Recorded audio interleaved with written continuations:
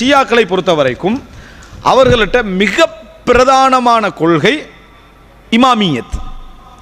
முதலாவது அலி ரலியல்லாஹு அன்ஹு அவர்கள், ஹசன், ஹுசைன். அப்போ எத்தனை பேர்? 3 பேர். அதுக்கு பின்னால ஹுசைன் ரலியல்லாஹு அன்ஹுடைய மகன் அலி, அதாவது ஜெயினுல் ஆபிதீன் சொல்லுவோமே, ஜெயினுல் ஆபிதீன். இப்படி அதாவது அப்புறம் முஹம்மது, அப்புறம் ஜாஃபர், எப்படி என்ன செய்யும், ஒரு பகுதியாக என்ன செய்யும், போகும். அப்போ மொத்தம் 12 இமாம்கள் தான் இந்த உலகத்தை ஆளுவார்கள். உலகத்தில் இப்படி ஒரு புத்திக்கு பொருத்தமில்லாத ஒரு கொள்கை என்ன செய்யாது, இருக்காது. உலகம் 2000 வருஷமும் போகலாம், 12 பேர் தான் உலகத்தை ஆளுவாங்கன்னு சொன்னால் இது எப்படி இருக்குது? ஆனால் இவங்க தான் தலைமைத்துவ கோட்பாடை சொன்னவங்களா பாருங்க. இப்போ என்ன அந்த 12 இமாம்கள்? இப்போ எங்களுக்கு முதலாவது தெரியும் ஹசன் ரலியல்லாஹு அன்ஹு அவர்கள், இரண்டாவது ஹுசைன் ரலியல்லாஹு அன்ஹு அவர்கள், ஹுசைன் இல்லாமல் அடுத்து ஹுசைன் ரலியல்லாஹு அன்ஹுடைய மகன் அலி, அது லேசி ஞாபகம் வச்சுக்கலாம், அலி இப்னு ஹுசைன் இப்னு அலி. அலிக்கு பிறகு முஹம்மதை தான் அதாவது நாங்கள் என்ன சொல்லுவோம், பாக்கீர்ண்டுவோம்.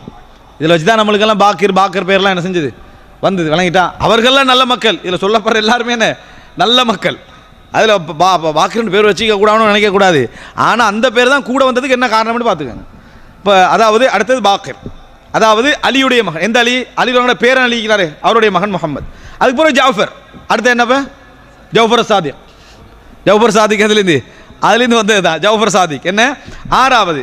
ஏன்னா அவருடைய பட்ட பேர் வந்து சாதிக், சிறப்பு பேர், விளங்கிட்டா? அப்போ ஜாஃபர் சாதிக் அவர் பெரியோர் இமாம், அதில் நாங்கள் மாற்று கருத்து இல்லை. அடுத்த 7வது ஜாஃபருக்கு 2 மகன், ஒன்று மூசா, 2வது இஸ்மாயில். அந்த ஜாஃபருக்கு 2 மகன், ஒன்று மூசா, இன்னொன்று இஸ்மாயில். மூசா யாரு? வளமையா மூசா மூத்தவர் தான். அப்போ என்ன ஹலீஃபாவா இருக்கணும் என்று சொன்னவங்க தான் இன்றைக்கு ஈரானில் உள்ளவர்கள். அதனால தான் அவர்களுக்கு இன்னொரு பேர் மூசவி. என்ன பேர்? என்ன மூசவி இல்லை, தம்பி தான் வந்திருக்கணும். ஜவுஃபருக்கு இன்னொரு மகன், அவருக்கு இன்னொரு மகன், அதனால தம்பி தான் வந்திருக்கணும் அப்படி என்று சொன்னது இஸ்மாயில். அவங்க தான் இஸ்மாயிலியாவுடைய அப்படி வந்து முஸ்தாலியா, அப்புறம் நிசாரியா 2 பிரிவாக பிரியுது இஸ்மாயிலியா. பாருங்க, இஸ்மாயிலி, இது உங்களுக்கு சொல்றதுக்கான காரணம், இஸ்மாயிலியா 2 பிரிவாக பிரியுது.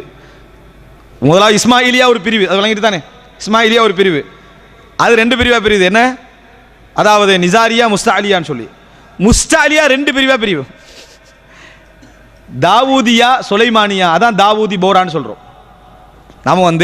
நம்ம குஜராத்தில் அங்கே இங்கே இருக்கிற போரா என்று சொன்னால் அதாவது வியாபாரிகள், பஹரா வியாபாரிகள். இன்றைக்கு 56வது தலைவர், அவங்களோட 56வது புர்ஹானுதீன் எல்லாம் அந்த லிஸ்ட்டில் வந்தவர் தான். அப்போ 56வது தலைவர் இருக்கிறாரு. இவங்க எதில் வந்தவங்கன்னா அந்த 7வது மூசாவா இஸ்மாயிலா என்று இஸ்மாயிலியா குரூப் பிரியுமே. ஈரானுக்கு மூசவி, மற்ற பகுதியில் இஸ்மாயிலியா என்ன செய்யுது, அப்படியே போயிட்டு இருக்குது. இந்த இஸ்மாயிலியா குரூப் 2ஆக பிரியுது, நிசாரியா, முஸ்தாலியான்னு சொல்லி. இந்த முஸ்தாலியா குரூப் தான் 2ஆக பிரியுது. 2ஆக பிரிவுக்குள்ள தான் தாவூதியா, சுலைமானியா. நம்ம தாவூதி போரான்னு என்ன செய்வோம், சொல்லுவோம். இந்த தாவூதி போரா வந்து பெரும்பாலும் இந்துக்கள் இங்கே தழுவினாங்க. 2 மிக்ஸ் ஆகி இந்தி மாஜாஹி தான் என்னது ஒரு கொள்கையெல்லாம் அவங்களுக்கு என்ன செஞ்சு உருவாயிருக்கும். இந்த அப்போ போராக்கள் என்று சொல்கிற அவர்கள் இந்த ரூட்டில் என்னது வந்தவங்க, இமாமியத்தில் உடைஞ்சி இந்த பகுதியால் போனவங்க. மூசவியன் இவங்களுக்கு சொல்கிறதுக்கு காரணம் அதே லிஸ்ட்டில் போகிறோம், சரியா? அடுத்த மூசா இப்னு ஜாஃபர், இவருக்கு காதிம் அப்படின்னு சொல்லுவார்கள். மூசா காதிம், ரைட். 8வது என்னன்னு சொன்னால் அலி இப்னு மூசா, 3 அலி, அலி இப்னு மூசா. இவருக்கு சொல்கிற ரிதா, மூசா ரிதா, அந்த அலி ரிதா இதெல்லாம் எது? இதுதான், இங்கிருந்து வந்தது தான். அவரோட பட்ட பேர் என்ன? ரிதா என்று சொல்றது. அதுக்கடுத்த 9வதாக முஹம்மது இப்னு அலி.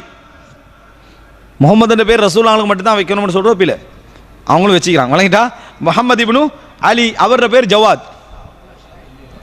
அவங்க ஷியா இல்லை, அதனால அவங்களெல்லாம் சிறந்த இமாம்கள். அவங்களுடைய வரலாறு உண்டு, தனி அம்சம் பாருங்க. அதாவது முஹம்மது இப்னு அலி, அடுத்து அவரோட பேர் ஜவாத். அவரோட பேர் என்ன? ஜவாத். அப்போ முகமது ஜவாத், இந்த பேர் நிறைய பேருக்கு என்ன செஞ்சிருக்கும், முகமது ஜவாத் வந்திருக்கும்.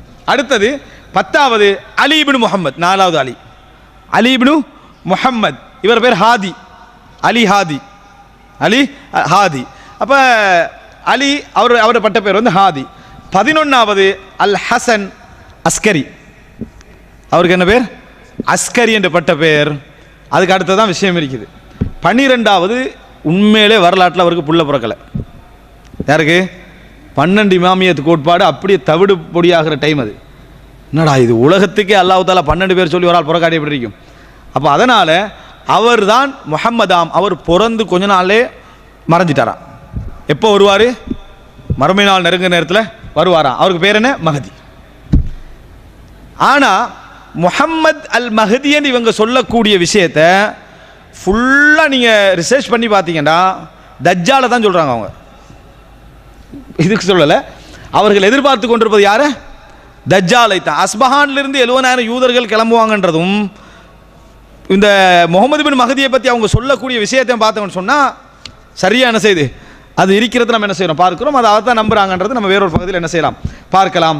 இதுதான் இவர் எப்போ மறைஞ்சாரு அப்படி என்று சொன்னால் 255 256 பிறந்தார்ன்ற பகுதியை தான் நம்ம என்ன செய்கிறோம் பார்க்கிறோம். எனவே இவ்வளோ நேரம் நம்ம பார்த்த விஷயம், இவர்கள் இந்த 12 இமாமியத்து கோட்பாட்டில் இருக்கக்கூடியவர்கள் தான் ஷியாக்களுடைய கொள்கை.